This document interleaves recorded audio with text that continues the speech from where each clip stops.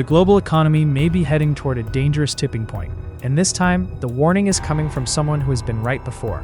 Veteran economist Gary Shilling, known for predicting the 2008 financial crisis well in advance, is now warning that the United States could be staring at a recession and a stock market crash, and the trigger might just be the ongoing Iran conflict and rising oil prices. Shilling believes the U.S. economy is far more fragile than it appears. On the surface, things still look stable.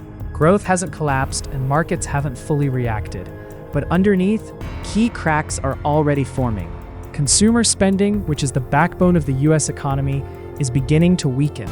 Savings rates are falling, real incomes are under pressure, and high interest rates are making everything, from housing to borrowing, more expensive. The ongoing tensions have disrupted global energy markets, pushing oil prices sharply higher. And historically, oil shocks have almost always preceded economic slowdowns. In fact, analysts warn that sustained high oil prices, especially in the $110 to $120 range or higher, can directly hit consumers by raising fuel costs, transportation costs, and overall inflation. This is exactly the scenario Shilling is worried about. Higher oil prices don't just stay in the energy sector. They ripple through the entire economy. When fuel becomes expensive, companies spend more, consumers cut back, and growth slows.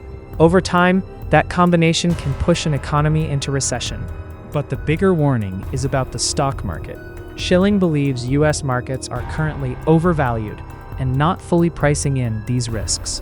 He suggests that if a recession does hit, the S&P 500 could fall by as much as 20 to 30%, a correction that may seem extreme, but is actually quite normal during economic downturns. What makes this situation even more complex is that not everyone agrees. Some market participants, including major institutions like JP Morgan Chase, believe markets are still relatively resilient and that investors are underestimating geopolitical risks, but not necessarily heading into an immediate collapse.